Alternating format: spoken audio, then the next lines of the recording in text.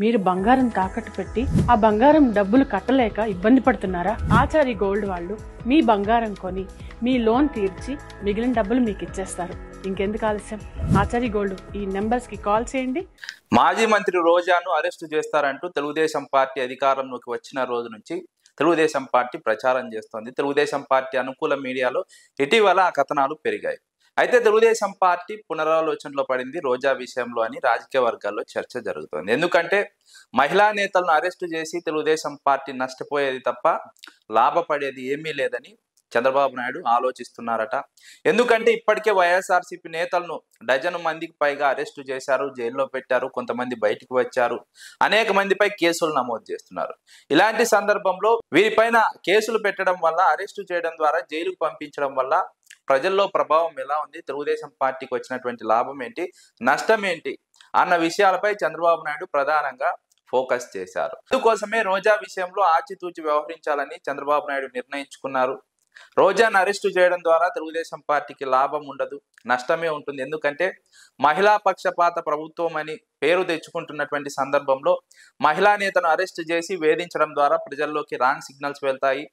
మహిళల పట్ల తెలుగుదేశం పార్టీకి ఉన్నటువంటి చిత్తశుద్ధి గురించి ప్రజల్లోకి బలంగా వాదన వెళ్తుంది. కాబట్టి నష్టం తప్ప లాభం ఉండదన్న నిర్ణయంలో భాగంగా తెలుగుదేశం పార్టీ పునరాలోచనలో పడింది. రోజా విషయంలో వెనక్కి తగ్గాలని చంద్రబాబు నాయుడు ఆలోచిస్తున్నట్టు రాజకీయ వర్గాల్లో చర్చ జరుగుతోంది. తెలుగుదేశం పార్టీ చేస్తున్న ఆరోపణలు ఏంటంటే, మంత్రిగా ఉన్నటువంటి సమయంలో రోజా యువ క్రీడాకారులను ప్రోత్సహించేందుకు ఆడుదాం ఆంధ్ర కార్యక్రమాన్ని రాష్ట్ర వ్యాప్తంగా నిర్వహించారు. ఈ సందర్భంగా కిట్లను కొనుగోలు చేశారు. ఆ కొనుగోలు సందర్భంగా అక్రమాలు జరిగాయన్నది తెలుగుదేశం పార్టీ ఆరోపణ. అది కూడా ₹1 కోటి పైగా అక్రమాలు జరిగాయన్నది తెలుగుదేశం పార్టీ ఆరోపణ.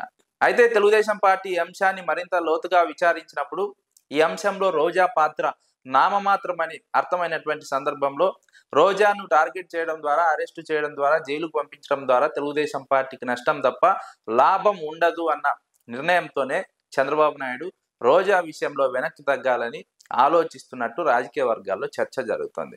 ఒకవైపు మహిళల విషయంలో ఎవరైనా మాట్లాడితే కఠిన చర్యలు తీసుకుంటామని తెలుగుదేశం పార్టీ చెబుతున్నటువంటి సందర్భంలో వైఎస్ఆర్సీపీ మహిళా నేత రోజాను అరెస్టు చేస్తే ఖచ్చితంగా అది తెలుగుదేశం పార్టీపై ప్రభావం చూపుతుంది, ప్రజల్లోకి రాంగ్ సిగ్నల్స్ వెలుగుతాయి, తెలుగుదేశం పార్టీ ద్వంద్వ వైఖరి బయటపడుతుందనే ఆలోచనతోనే చంద్రబాబు నాయుడు ఈ విషయంలో వెనక్కి తగ్గుతున్నట్టు రాజకీయ విశ్లేషకులు అంచనా వేస్తున్నారు. గతంలో కూడా ఇదే విధంగా కోడెల శివప్రసాదరావు అధ్యక్షతన జాతీయ అసెంబ్లీని నిర్వహించారు, మహిళా ప్రజాప్రతినిధులతో అసెంబ్లీని నిర్వహించారు.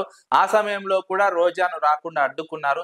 ఈ నేపథ్యంలో రోజాకు అంశం ప్లస్ అయింది, తెలుగుదేశం పార్టీకి మైనస్ అయింది. ఇప్పుడు కూడా రోజా మీద కేసులు పెడితే ఖచ్చితంగా అది తెలుగుదేశం పార్టీకి మైనస్ గా మారుతుంది. కాబట్టి తెలుగుదేశం పార్టీ ఆ నిర్ణయం నుంచి వెనక్కి తగ్గినట్టు కనిపిస్తుంది. ఇటీవల తెలుగుదేశం పార్టీ నగిరి ఎమ్మెల్యే రోజాపై అనుచిత వ్యాఖ్యలు చేశారు. ఆ వ్యాఖ్యల విషయంలో తెలుగుదేశం పార్టీ ఆ ఎమ్మెల్యేపై ఎలాంటి చర్యలు తీసుకోలేదు. పైగా కేసు నమోదు చేయాలంటూ రోజా పోలీస్ స్టేషన్ కు వెళ్తే పోలీసులు నిర్లక్ష్యంగా వ్యవహరించారు.